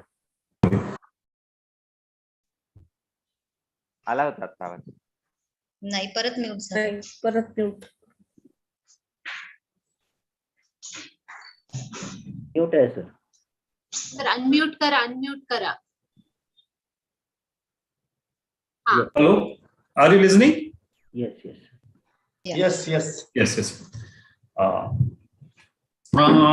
Thank you for the all APS doctors and associations peoples to give me the opportunity to give exposure on the applied behavior analysis. ABA is the one type of therapy which is invented in the 1974 to 1984. That is the based this applied behavior analysis therapy is historically based on the Skinner's operant condition, who is the great psychologist who has given the very good thing to us, that is called operant condition. Operant condition based this therapy is invented Dr. I. Loas. I. Loas has taken a project in 1974 to 1984, understanding and education training of children with autism in America. On that, they are used the operant condition of Skinner's theory, and that became the big success to him. To if you give the reward to correct behavior, means if the child is doing the undesirable behavior, you want to convert in the desirable behavior, you use the reward therapy, which will you result in the desirable behavior or your predetermined goal. Now, what's happening nowadays in the last 10 years decade? This is the widely used this therapy for children only autism, but actually when this invention is done, it is used for the animal, it is used for the children's, it is used for the psychiatric treatment, it is used for the highly intelligent or highly investigation agencies to give them the correct behavior modification where they required to target their things. Sometimes this therapy is used by the Navy people also to increase their ability and increase their skills. Now, what is the applied behavior and its approach? When we see the history, the target is that not the area of particular, it comes with the autism in the 10 areas: receptive of the level, cognitive functioning, skill development, and fine motor, gross motor. Then you have to use the all areas where we use the 3 types of therapy, which is very usually used for the children with autism. That is the physiotherapy, occupational therapy, and ABA therapy. This 3 therapy, and 4th is speech pathology and audiology. This principle of applied behavior analysis we can apply in the all therapies. That is the success of this applied behavior analysis. Suppose if you want to, child has to not giving response to a behavior, or we can say the skill, he has to clap. So you have to use the reward system. Reward system is you have to give them the reward in the area of 3 ways: social rewards, contingent reward, or any device or any visible these things rewards. When we using the applied behavior analysis, it is found that the speed of or time of acquisition skill and time of appropriate behavior to in the 3 areas. Appropriate behavior to 3 areas. Listen carefully. When we diagnose the autism, we will see the speech, attention, then we will see the response, sometimes touch, and sometimes we will observe this facial expression. This area, when we target with the applied behavior analysis, you can see that you have to use the 7 tactics or 7 theories which is depend on the applied behavior analysis. One I will introduce, that's called a DTT. DTT is a distract trial learning system. How it's work when the applied behavior analysis? Applied behavior analysis, ABA says that when you decide the first goal, I want to, child has to clap. It is my goal. And I want that behavior he has to do on the mind. Is the child is learning or is the child is understand the first manding? Manding is means he has understand your command or he can follow the command. So child has if having the manding and you want to change his behavior or he has changed, you want to give him the appropriate skill training, just like I taken one goal, so he has to clap. Now, how he has to clap? I say, I clap Babu, it's not be happen. We have to give the some tactic. Suppose I make the some sound on table in tactics. Some I make the sound. I make the some sound. He will attention it. Then I will say that clap the hand with model. He model or he has clapped the hand. I will give him the one piece of small piece of chips. I know when I assess that child, I know I assess him all areas. That time I found that this child is liking the chips, potato chips. So that is his reward. And that reward I applied to change his behavior. So this way, the reward system, it may be in a social phrase, it may be in a thing, eatable things, it may be in, very good, excellent work. This also, the social rewards also work out. When we say the clap or when we say the desirable behavior, this therapy, applied behavior analysis therapy, when we use in the age group of 1.5 years, when I'm practicing from last 1.5 decade, to 6-7 years, it works very good. Some drawbacks also here. It's work. First, I will say the positive things in the applied behavior.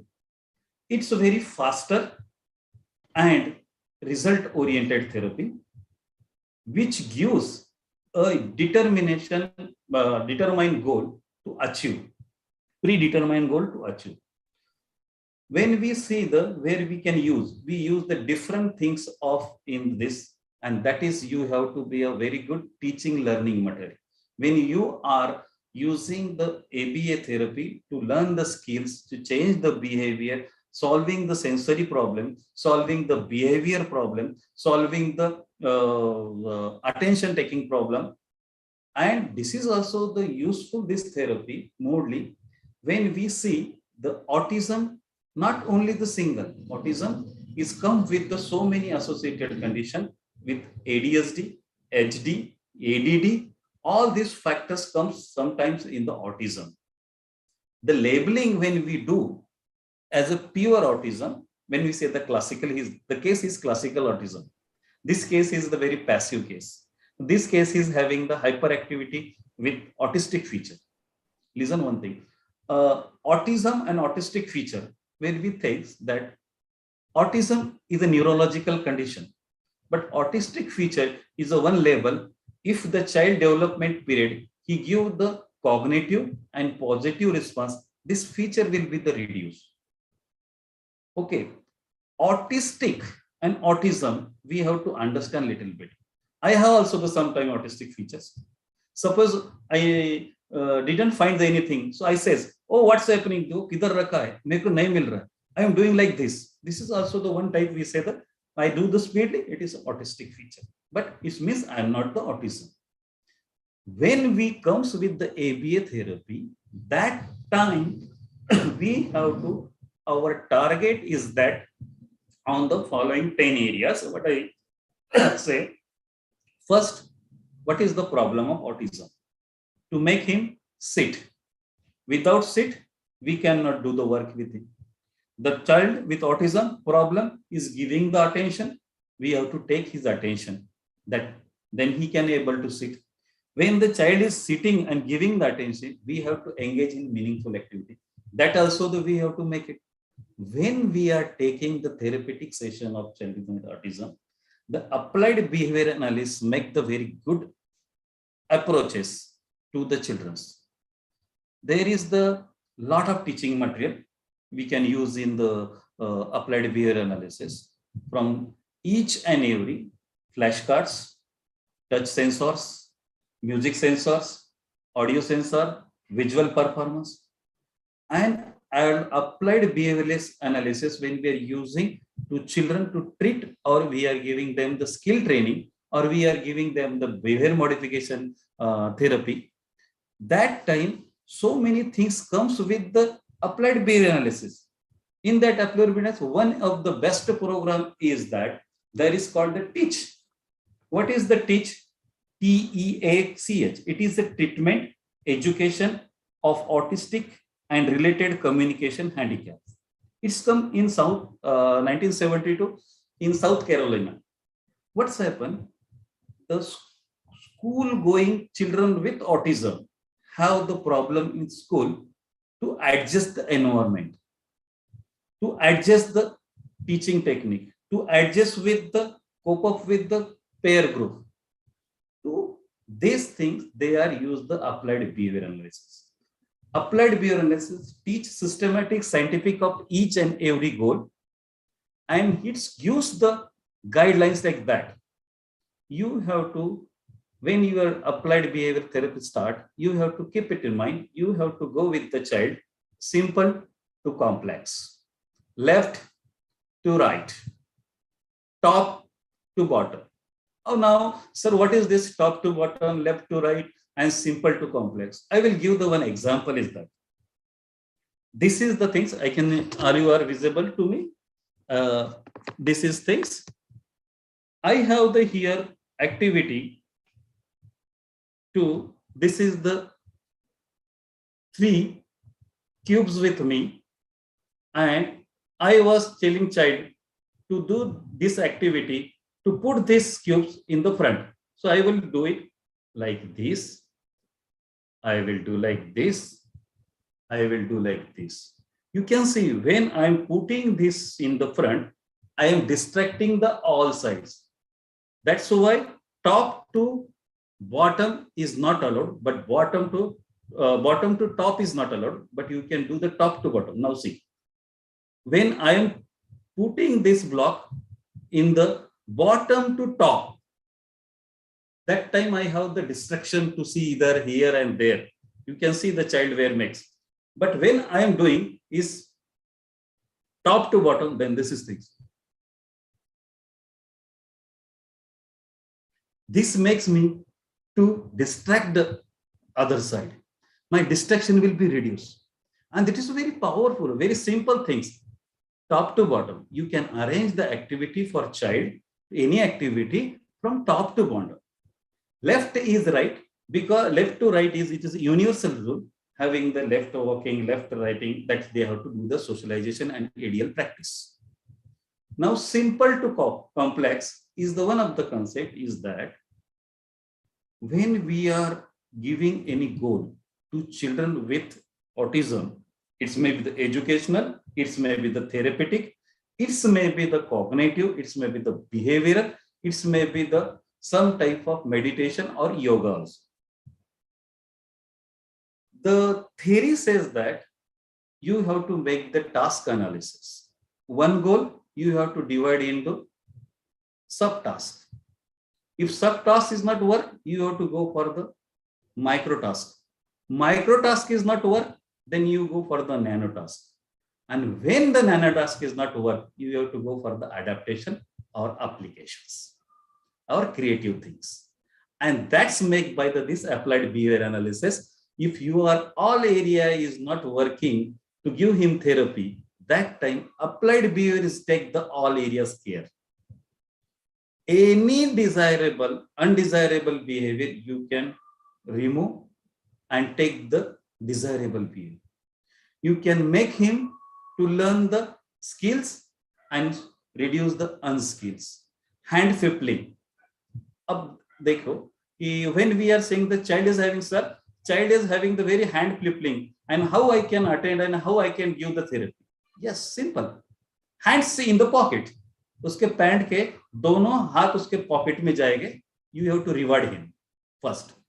First उसको reward कर दो. If your hands in the pocket, then you will get the chips, or you will get the chocolates, or you will get the listen to your favorite music, or you will get the listen to touch to the any tactile which is founding the sensory deficit. So I can use that because I use that the balloon with the water, and that pressing is like on my case. So when he is flipping hand, I says hands in the pocket, and I will give the reward to him to balls. Then he remove the hands, and hand will be the engaged. Next time when I will say you have to give the attention, that's still I only use hands in pocket, and then when I will give the activity to him, and after finishing the activity, I will give the immediately reward to him, and that is the applied behavior analysis. In applied behavior analysis, there is the another one theory is called the DTT, distractile learning. That also says that when you want to teach anything, you use the blank and gold. Blank and gold means that if I want to teach orange color to child, so I have to take the two normal color which is in that face to make that. And reward system is to touch to the correct. So I will come. First I will say touch to orange. He doesn't understand where is the orange. Then I will give him the physical prompt. Physical prompt, verbal prompt, gestural prompt. It is the backbone of applied behavior analysis. Without physical prompt, without verbal prompt, and without gestural prompt, you cannot do the perfect skill training with applied behaviors. But I told you in starting, there is some drawback. When you are giving the gestural or prompt or rewards, you have to choose the correct time to remove or fade up the reward or fade up the prompt. And that is the success of your skill. Whenever all the pediatricians or neurologists said the cases and we came to know the cases, there is one another thing that we study about the little bit is medical profile. Because the medicine and drugs and condition is make the something which we get the very easily. Suppose hyperactivity, he is under the medicine to reduce his hyperactivity. He will learn the quick ABX therapy because that work will be working on him. But without drug, he's come, I have to take the more effort. So that is also the thankful sometimes to the neurologists and people. You have done the very wonderful job because my work is become the easy because child is listening to me and that is your practice part. And my practice part is to give the therapy. Means you are given the best and I am making the building. That is the things about the applied behavioral therapy. So in that area, some that in approaches of ABA, there is some criticisms also. It is very time taking. Sometimes it is very hard to fed up the reward system and fed up the physical prompt. Always child will ask for your hand to touch anything, but it is a very small time. You have to take the systematic scientific approach, learn the basic skill of applied behavior analysis, apply on the child, do the midterm evaluation after the every 10 sessions and make the 10 position graph of that. And that 10 position is cooperation, number 1. 2 is the manding. 3 is the fine motor, gross motor. 5 is the social communication. 6 is the maladaptive or task adaptive behavior. 8 is the attention. 9 is the sitting time. And 10 is the finishing time or taking the time towards the things. In that, we have to see his body position, posture, and sensory issues. And that you can do the perfectly. It will become the best application of applied behavior analysis therapy to child with autism. When we are seeing in the nowadays, Madam also told, the Times of India has given that worldwide we are having the near about 13 million peoples in 2009. This is a calculation of worldwide. I have seen 13 million peoples with autism in the all over world. Out of that, some ratio has come with me in my research because I'm already on the research doing. In India, there is the 37 child birth. There is the 2 developmental delay and 2 autism. And there is out of that, 1 is very severe. It is the currently ratio in the 2019 October, which is used and shared with the NIMAS and 4 agencies of the Delhi and 1 from the Northeast. They are doing the always for the data analysis. And when I was working with the National Institute for Multiple Disability Chennai on the National Conference on Autism, and this data is I found there. So I put in front of you. So applied behavior analysis what is applied behavior analysis, we understand. Therapeutic approach, we understand. Output, we understand. Then that is the criticism of understanding. But wonderful is that these techniques and this therapy work for the children with autism to change in his behavior, learn the new skill, sometime very good academic score and school going problem solving to pair with socialization. So what we see, the definition of autism says that significantly deficit, it is a neurological disorder, significantly deficit in the socialization, communication, and behavior with sometime sensory, fine motor, and other sensory issues. So this applied behavior illness you can use in the all areas when you are giving the therapy, and this success goes to the worldwide. I think this is the basic introduction, because this is the very big chapter.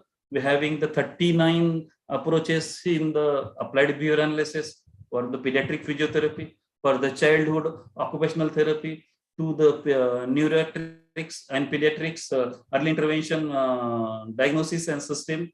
How to child has to examine Atomen program on the computer with child, that also is coming from the Japanese people. Hangis therapy is coming in the new to help with the doctor to diagnose the children with autism in early areas. So this is the things about the applied behavior analysis, and approach and success rate is very wide in the worldwide. BCBA and CDC, Child Development Academy of America, is giving the very good ratio to these things. And sometime California does the Childhood and Mother Parents Association, where they interact with me. They are giving the new scoring areas, new activities on this time. And newly, Singapore people has introduced the aquatic therapy, and there they are using the principle of applied behavior analysis.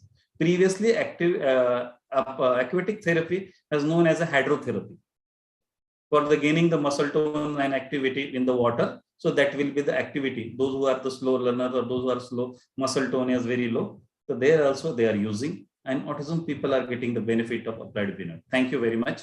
Any doubt? Any question, please? Thank you, Sudhir sir.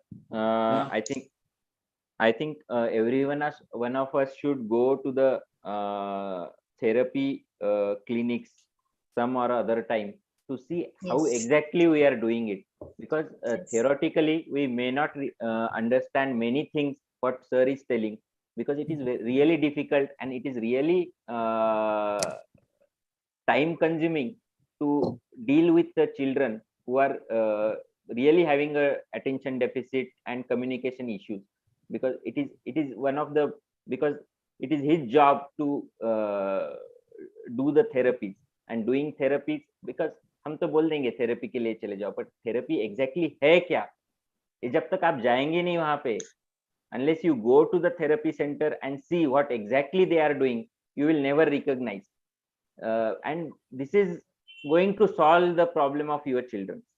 So आपको एक basic, because including this part was very important, because unless you know what these therapists are doing, जब आपके पास patient वापस आएगा या तुमच्याजवळ परत येईल ते बाळ किंवा ते पॅरेंट्स येतील, तर थेरपीमध्ये नेमकं काय केलंय, काय करणार आहे आणि काय होणार आहे हे तुम्हाला पेशंटला किंवा त्यांच्या पॅरेंट्सला आन्सर करणं खूप गरजेचं आहे. बऱ्याच वेळेस मला ऑटिस्टिक वाटतंय म्हणून मी बरेचसे पेशंट मी रेफर केलेत, मॅडमकडेही रेफर केलेत, पण नेमकं ते काय करतात हे मला बरेच दिवस माहित नव्हतं. नंतर मग काही गोष्टी कार स्कोरिंग करतायत, त्यानंतर ते थेरपीमध्ये काय काय करतात, मला ते काही शीट्स घेऊन आले, काही बुकलेट्स घेऊन आले, आणि त्यानंतर मला रिकग्नाइज झालं की नेमकं हे काय करतात. आणि हा पार्ट इन्क्लूड करण्याचं रिझनही हेच होतं की आपल्याला माहित असायला पाहिजे की आपण जेव्हा पेशंट पाठवतोय तेव्हा त्याच्यासोबत काय होणार आहे, आपल्याला पेशंटला एक्सप्लेन करणं गरजेचं आहे, कारण हा टाइम कन्झ्युमिंग प्रोसेस आहे. एका दिवसामध्ये एका थेरपीमध्ये तुमचा पेशंट कधीच ट्रीट No, होणार no. नाहीये किंवा It's take us व्यवस्थित the होणार sessions नाहीये. and it sessions. Is going to take lot of time. आणि आपल्या एरियामध्ये म्हणजे बीड, ऍटलिस्ट बीड मध्ये तरी आमच्याकडे काही थेरपी सध्या तरी कुणी थेरपिस्ट अवेलेबल नाहीये, सायकोलॉजिस्ट अवेलेबल नाहीये की आम्ही जिथे स्कोरिंग अप्लाय करू. एमचॅट सारखं जे छोटं आहे, जे टाइम कन्झ्युमिंग नाहीये, आपण जर थोडंसं प्रॅक्टिस केलं तर कदाचित आपण करू शकू.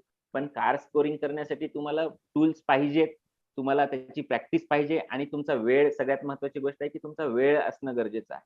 आणि ते असल्याशिवाय तुम्ही या स्कोरिंग सिस्टीम तेवढ्या इफेक्टिव्हली करू शकणार नाहीये. आणि थेरपीसाठी तर definitely a trained person should be there, otherwise you can't do a therapies.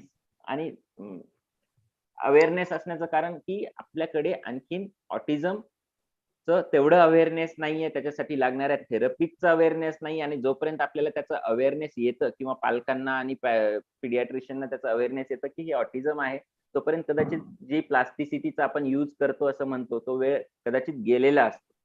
त्यामुळे early diagnosis is the key and early intervention, early therapy is the key to the success. I think Madhavi मॅडमनी याचं summarise करून एक सांगावं असं मला वाटतं.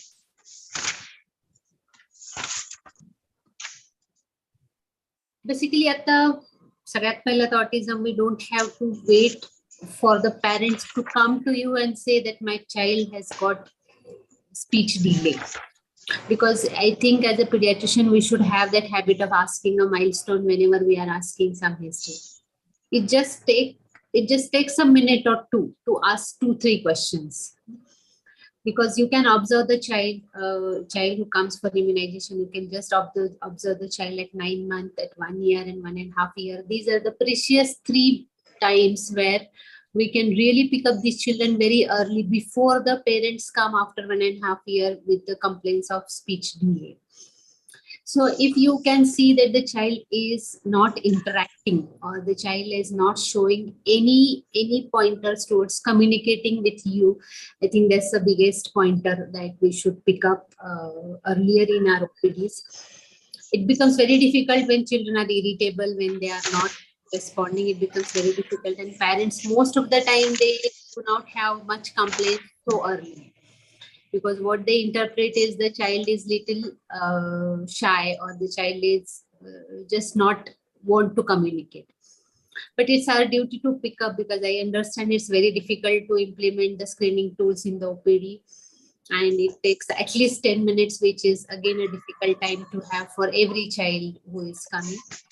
But if we can ask 2-3 questions, whether the child responds to name, whether the child has joint attention, just have a toy in the OPD and ask the child to look across the toy. And any child who is above 1 year old and is not giving the joint attention, I think that's one of the very important pointer towards autism.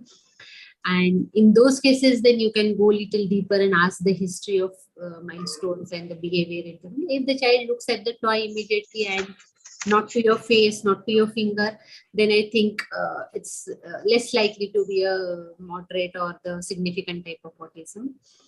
And anytime if the children more than 2 year old, if they come with behavior complaints, I think we should always have in the back of the mind whether this child has socialization issues and adjustment issues.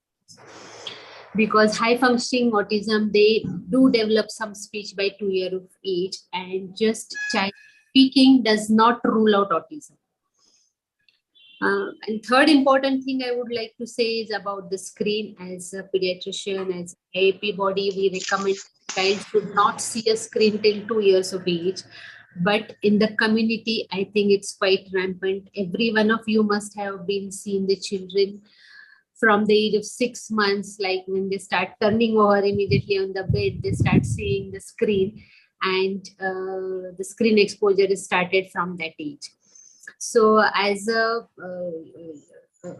person who is involved in the child care, we should restrict parents with every visit they come to you, I think, refrain them from the screen.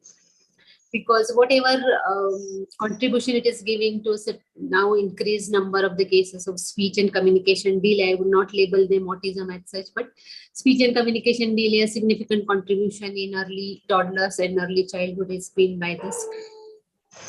And as Dr. Jetli has mentioned, seeing the therapy being given to the child is very important to see once and understand the how much efforts are needed for these children. To just take their attention and make them interact with us is a very difficult task most of the time, because the therapists are struggling, parents are struggling, and at one point everybody is frustrated. So and as the child is if we pick up the children little lately, maybe after 4 years or so, then the things become really difficult.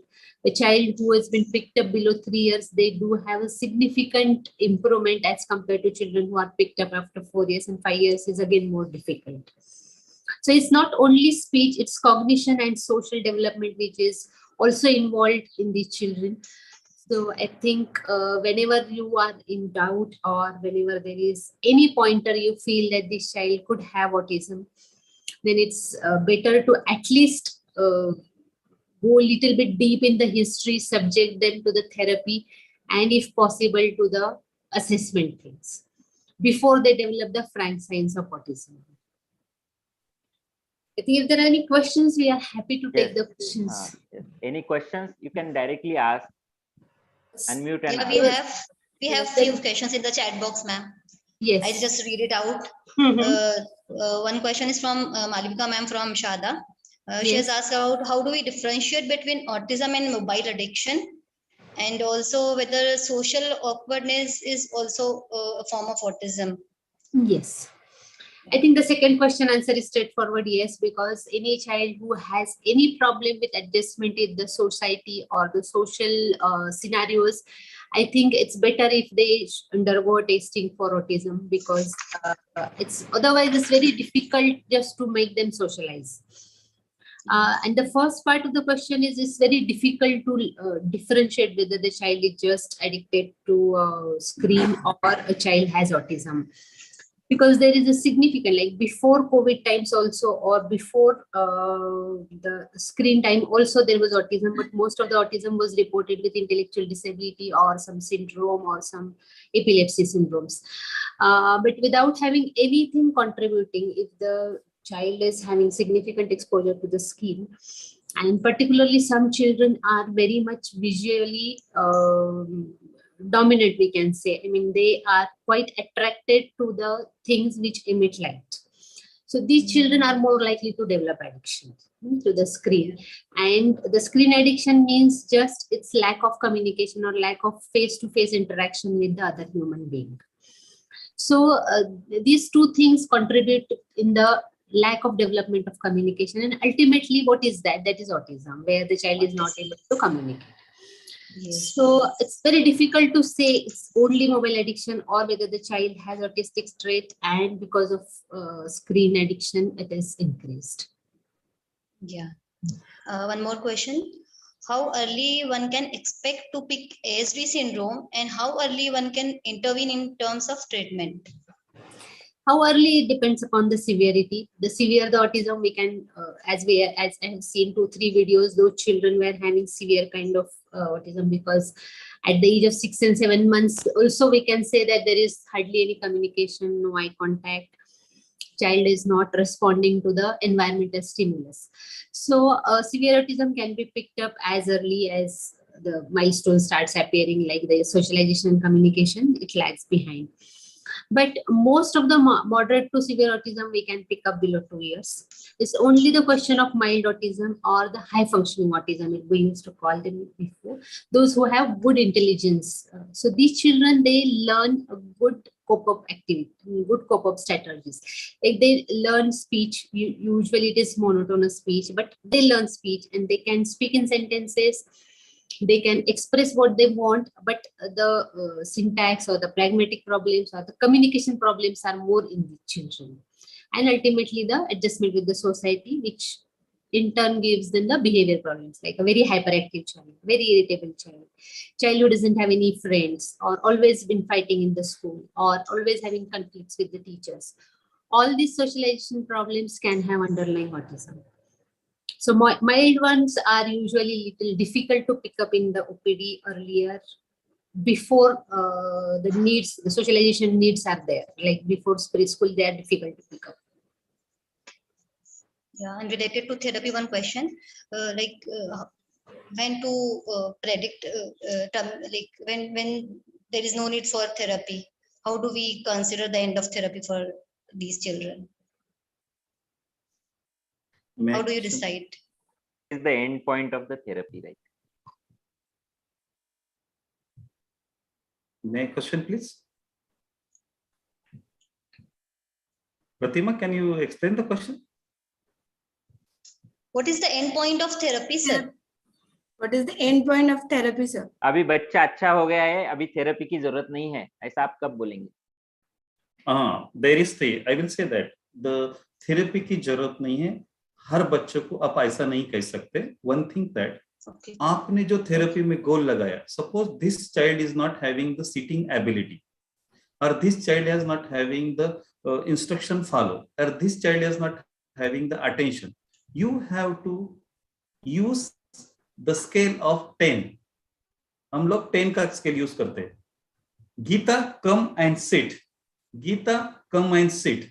This command, the girl, whenever I required, follows the correctly. Out of 10, 8 times, that we say that he has achieved the 80% accuracy. That time we say that the girl is achieved the 80% accuracy on the command, on the manding. And that we say there is no need to give the manding therapy to the girl. Each and every point you have to give examine on 10-point rating.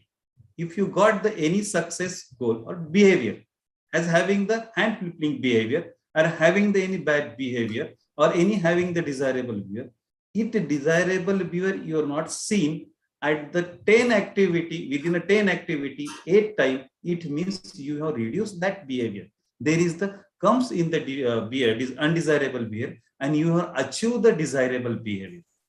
10 points or 20 points is maybe me and you also sometimes, but 80% accuracy in 10, 8 times is the correct. It's the 80% accuracy, and that is the survival skill.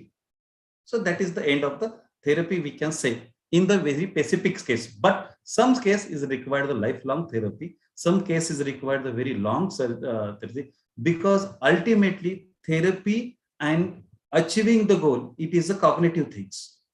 Any behavior, any skill is a cognitive, and whenever you are cognitively or receptively, you can give the full attention, you can give the cooperation, you can listen the mind, total controlling after you can give, and it is the depend on the child's ability, how he learn the fast, and when we end. But it is a continuous things. भाले sir, child ability तर नक्कीच गरजेची असते आपल्याला थेरपीमध्ये.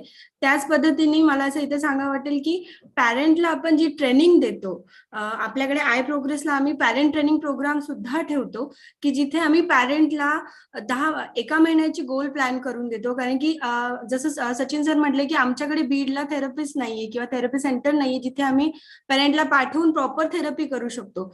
तर जर थेरपिस्टने महिनाभराचा गोल किंवा 15 दिवसाचा गोल सिव्हिरिटीनुसार पेशंटच्या जर प्लॅन केला आणि त्या पेशंटला दिला, तर नक्कीच ऑटिझमच्या मुलांना थेरपी थ्रू बाहेर येण्यासाठी, जे आपण म्हटलो की किती वेळ थेरपी चालेल किंवा किती काळ थेरपी चालेल, यासाठी नक्कीच मदत मिळते.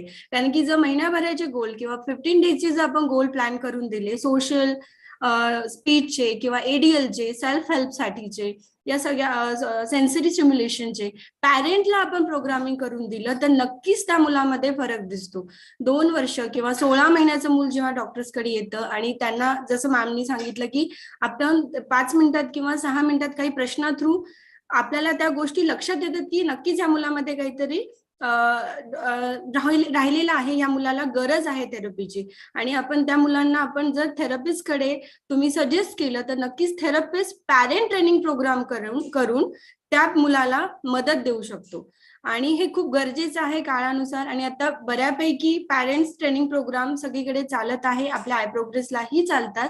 आणि आम्ही पॅरेंटला ट्रेन करतो, कारण की प्रत्येक ग्रामीण भागामध्ये म्हणा किंवा शहरी भागामध्ये म्हणा थेरपिस्टकडे पोहोचणं आणि थेरपी घेणं शक्य नसतं. मग तेव्हा आईला आम्ही मदर ट्रेनिंग प्रोग्राम देतो, फादरलाही देतो. त्यामध्ये नक्कीच एबी ट्रेनिंग प्रोग्राम तर असतोच, परंतु स्पीच बाबतीत किंवा ओटी बाबतीतही काही ज्या ऍक्टिव्हिटी ते घरी करू शकतील आणि ज्या ऑटिझमच्या मुलाला मदत करू शकतील अर्ली इंटरव्हेन्शन मध्ये, ते आपण प्लॅन करून देऊ शकतो. ऍज अ डॉक्टर तुम्हाला म्हणजे सांगू इच्छिते मी की तुम्ही जर हे 2 वर्ष 3 वर्षाच्या आत जर मुलं आमच्यापर्यंत पोहोचली आणि डायग्नोज झाली तर या मुलांना नक्कीच 4 वर्षाच्या आत भाषा डेव्हलप व्हायला मदत मिळते. आणि त्याबरोबर भाषा नसल्यामुळे जसं मॅमनी सांगितलं की टीव्हीचं प्रमाण, मोबाईलचं प्रमाण खूप वाढलं आहे. प्ले आणि प्लेजर मला मिळून जातं, मी बाहेर शोधत नाही प्ले प्लेजर. त्यांना इमोशन कळत नाही आहे, सोशल इंटरॅक्शन कसे करायचे कळत नाही. जर आपण पॅरेंटला ही मदत केली, यापासून दूर कसं राहावं याच्या बाबतीत जर मार्गदर्शन करत राहिलो तर नक्कीच आपल्याला थेरपी थ्रू ऑटिझमच्या मुलांमध्ये खूप बदल होताना दिसून येतात. पॅरेंट स्वतःही काम करतात आणि थेरपिस्ट सुद्धा त्याच्यावर जोमाने काम करतो, कारण की त्या मुलामध्ये डेव्हलपमेंट दिसायला लागते, सोशल इंटरॅक्शन दिसायला लागते आणि ते मूल नक्कीच चांगल्या मार्गाकडे आपल्याला जाताना दिसतं. तर सचिन सर, मी नक्कीच म्हणेल की बीडमध्ये जरी थेरपिस्ट नसला तरी औरंगाबादमधनं आम्ही त्याला गोल प्लॅन नक्की करून देऊ आणि त्या पॅरेंट्सला आम्ही ट्रेन करू की त्या मुलाला मदत मिळावी, ना की त्याला उशीर व्हावा, 5 वर्ष 4 वर्ष नंतर मदत मिळावी. असं न करता 2 वर्षाला जरी मदत देऊ शकलो आम्ही त्या पॅरेंटला तर नक्कीच मूल डेव्हलप व्हायला मदत होते. बरेचसे मुलं येत आहेत थेरपीसाठी. म्हणजे माधवी मॅडमला माहिती आहे की बरेचसे बीडचे मुलं आहे, काही तर मेडिकोजचे मुलं आहेत जे मी ऑलरेडी मॅडमकडे रेफर केलेत आणि जे तुमच्याकडे आलेले आहेत. त्यामुळे मला वाटतं की आपण प्रयत्न करतोय, पण अवेअरनेस पॅरेंट्स मध्येही नसतं. प्रत्येक जण औरंगाबादला येण्यासाठी पण रेडी नसतं आणि प्रत्येक महिन्याला येण्यासाठी पण रेडी नसतं. काही ऑनलाईन प्रोग्राम पण आपण करू शकतो. ज्यांचे ऑटिस्टिक आहेत, एक जर ग्रुप तयार झाला बीड सारख्या ठिकाणी तर त्यांच्यासाठी काही अवेअरनेस सेशन्स आपण घेऊ शकतो. हे प्लॅन करण्याची गोष्ट आहे. आपण ग्रॅज्युअली या गोष्टींमध्ये इन्व्हॉल्व्ह होऊ शकतो. जसं की तुम्ही ऑलरेडी एक जे चालवता आहे, इन्स्टिट्यूट चालवता आहे स्पेशली एबल चिल्ड्रनसाठी, तर त्या गोष्टी आपण डेफिनेटली करू शकतो. I think doctor Makarand, I think तुम्ही वोट ऑफ थँक्स द्यायला पाहिजे. Makarand, hello Sachin. Hello. Thank you Sachin.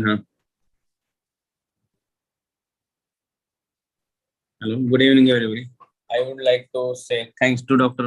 Madhvi Shilke madam, Dr. Pranita madam, Dr. Sudhir Bhale sir for today's excellent, informative and interesting topic on autism today for general pediatrician like us. I also specially say thanks to Dr. Gangulia sir and Dr. Amol Pawar sir, President and Secretary Mahayapi, for their special presence and their good words towards us. I also say thanks to President Secretary IAP BID Nandurbar and Sangamner. And I also say thanks to all viewers who attended today's online seminar. Thank you, Sachin. Thank you.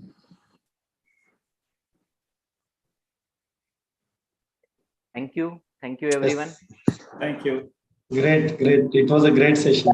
Thank you. Almost 2 hours, Sachin. Thank you, sir. Yes. Good attendance. Very good attendance. And YouTube till the link end, it can was be shared in your group so that people who have not attended